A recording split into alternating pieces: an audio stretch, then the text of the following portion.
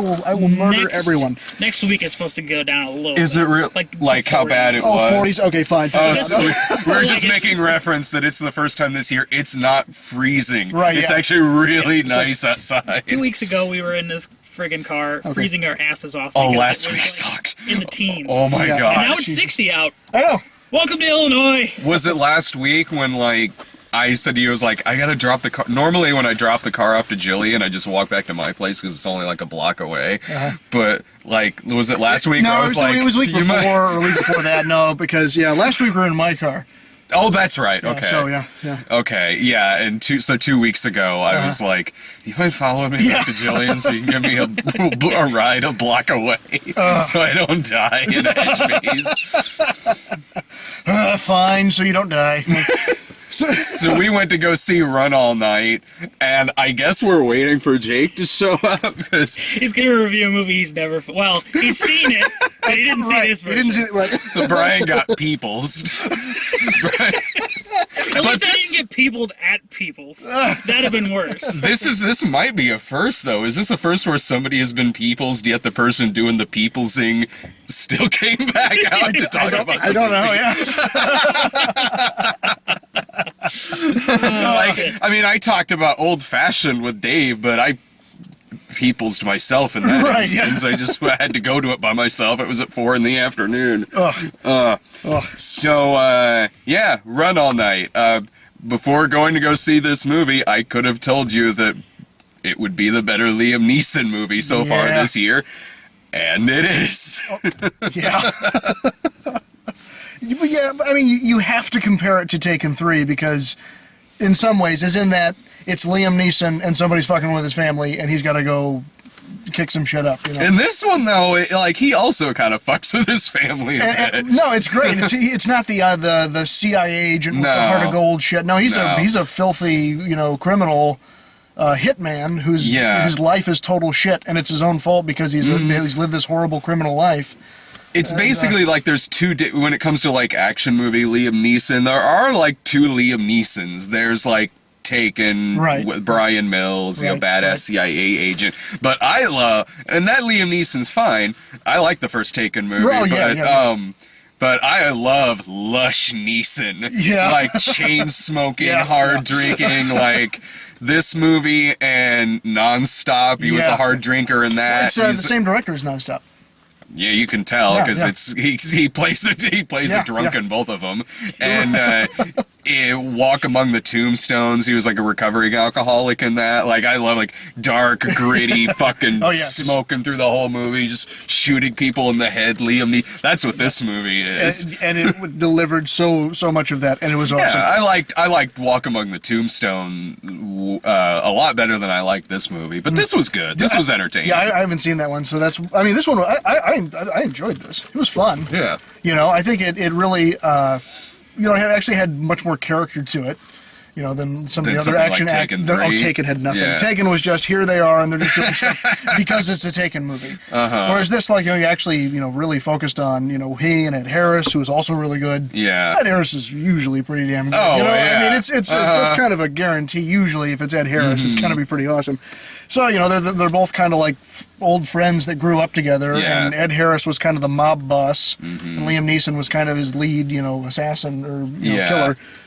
So they have this history together, and it's pretty good. I mean, I enjoyed it. It's a good hard R, early '90s style action film. It has some story elements to it that were also in that I also saw in like John Wick, where it's a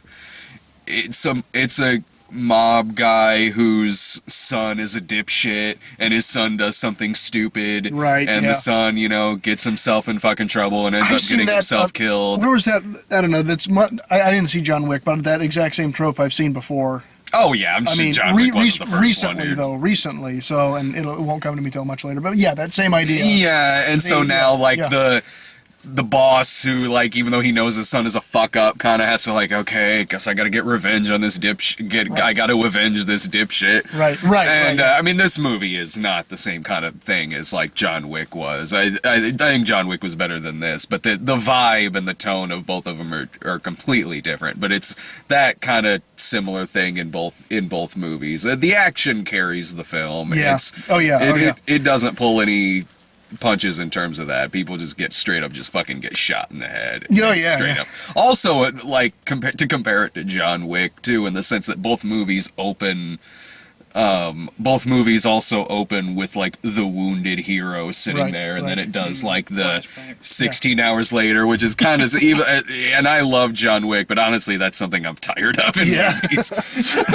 Especially in this movie's case, less so than John Wick, because when it did it in John Wick, and then it kind of caught up later on, like, it played out differently than you saw at the beginning of the film. Mm-hmm. In this one, the opening scene really does spoil the movie.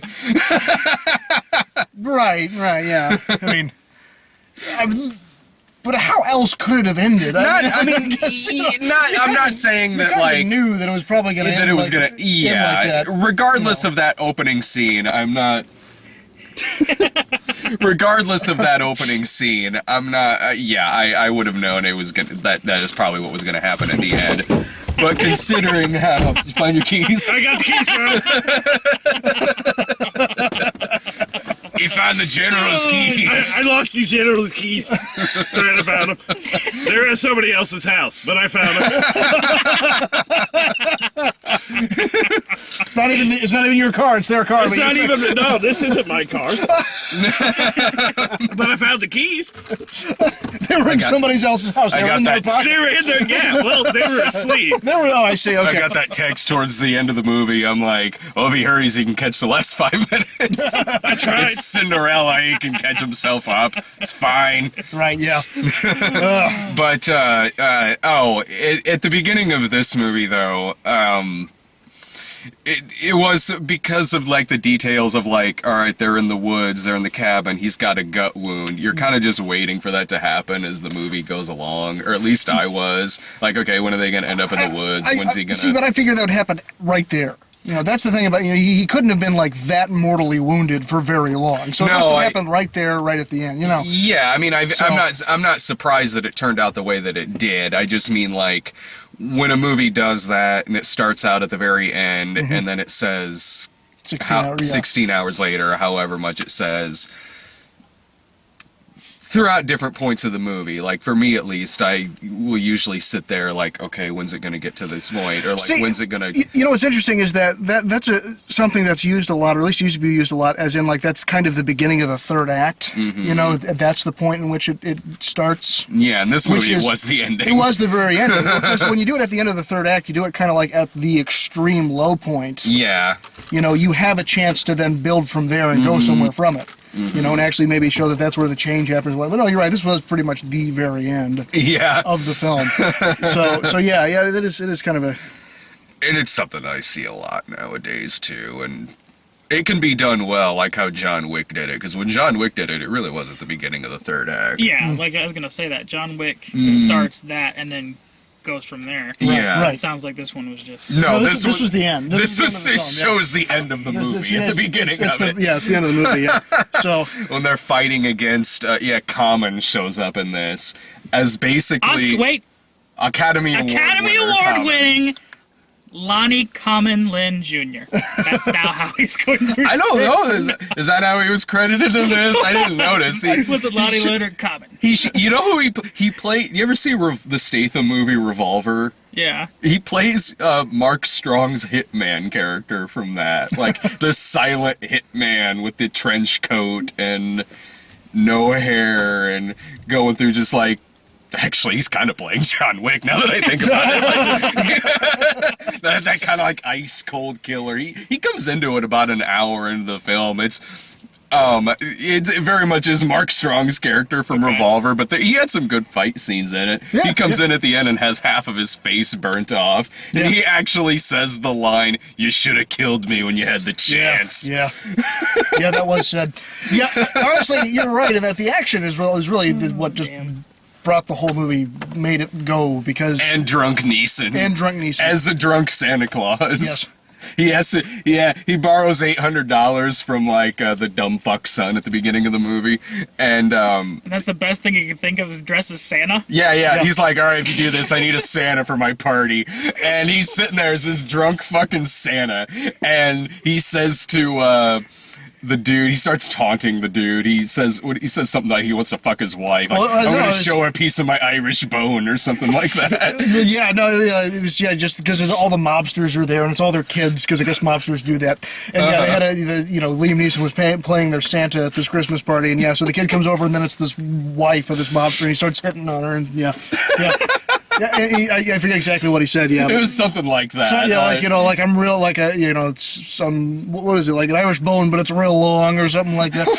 He taunts the guy again later on when they have a fight in the bathroom subway, and he's like, before you kill me, I want you to know your wife called me earlier. She said to say thank you. I didn't know that I could have swallowed 12 inches of that big or something like that. And the guy he's taunting, I always forget this actor's name, and I like the guy a lot. He was the guy from Fight Club. He was also in Black Hat this year. The guy from Fight Club who was like, his name was Robert Paulson. That guy. He was also in Three Kings. Yeah, he shows up in this. But Joel Kinnaman is Neeson's son in the movie. I like Joel Kinnaman a lot. But in this, he's good in this. He is good in this. But it came to a point in this movie when I'm like, how many times does Liam Neeson have to save your life before you stop giving him shit? You're right, yeah. Well, he hates him so much. I mean, okay, sure, yes, he does. But, you think, at least in movie world, real world, whatever. But in movie world, he at one point explains to him, yes, I gave you a shitty life, but I backed myself out of it to protect you from, which more or less until that point was true. Yeah. It's just kind of a random thing of events that his son was at the place where Ed Harris's son kills those mobsters and witnesses it, which sets the whole thing in motion. So, yes, he's saying, okay, I was trying to protect you, that's why I left. And then after that, he saved his life like 50 times. Throughout this movie. And his son just continually gives him shit through the whole thing. Never is like, now I see why you protect. No, he's like, you fucking asshole, I hate you for the whole thing. He doesn't even want to at the end of the movie, he doesn't even want to introduce Liam Neeson to his kids. Right, yeah, it feels like, it's like minutes before the ending. It's kind of a coda before the last battle scene. You think everything's, it seems like it's wrapping up. And the police are coming, they're going to take Liam Neeson away, he's going to confess to everything. The police know that his son is innocent. Like, it looks like everything's finally going to be okay. And he doesn't want to introduce him to the kids. He doesn't want him to come inside. His wife has to come out and say, I want to introduce myself, I'm his wife. And then you need to come in and meet your grandkids. And he's like, and he still says no. He's still like, no. Yeah, and he's standing there, by the way, with like a fucking wound in his shoulder. He's limping, just beating the shit. Because he's just had this train yard gun battle with Ed Harris to save the life of his son. Right, yeah. Ungrateful little fuck. Right, yeah. And Joel Kinnaman's good in the movie. I like the actor a lot, but man, this character is... What do I have to do? See what happens when you do that? You fucking get blown up and become RoboCop. Yeah! But it does some weird, like, editing in this movie, too. I took issue with, just because it was... We were thinking about the same thing. It was stylish for the sake of being stylish.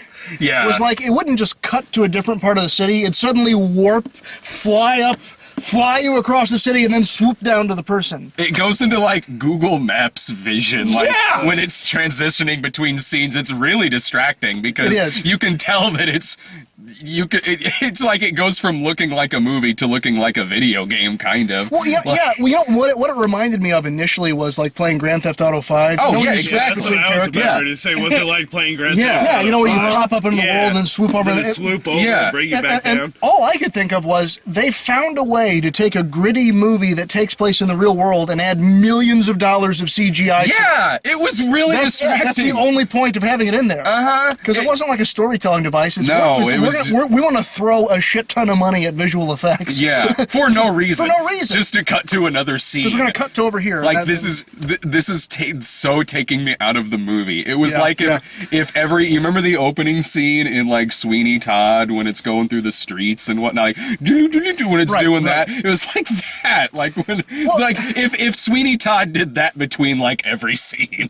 Well, see, even like Grand Theft Auto 5 did it better in that when you would do the switch, it'd just go to the above view and then it'd go really high. Yeah. And then it'd swoop over to where and then come straight down. This would do like upside down twirling shit as you're flying. Yeah. It's like a crane literally picks you up and plucks you in and flinging you across the city. Yeah. And now I want to put you here.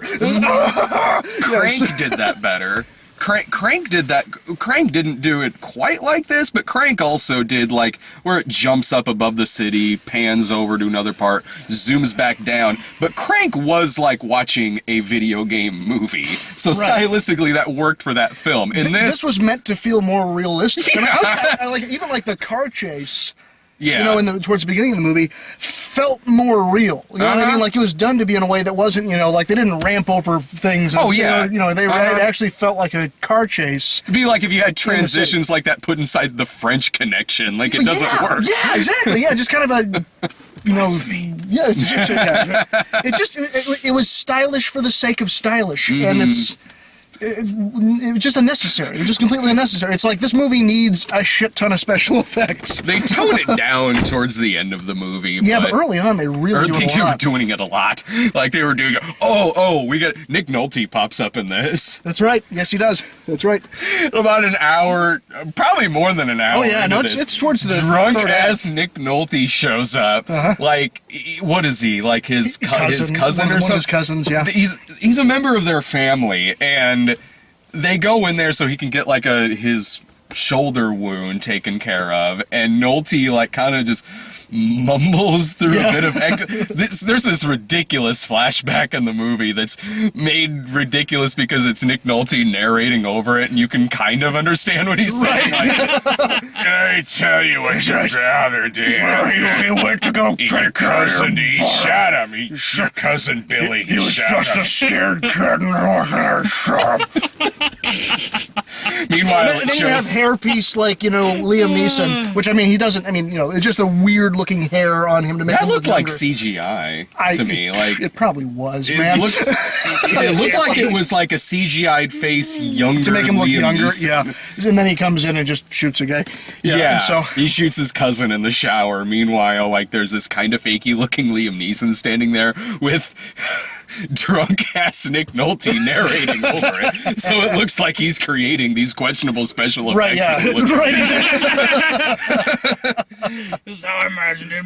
That's right. I'm sorry. I had to tell you. I had to tell him the truth. He's got this big old beard in it. And he looks 80. Yeah.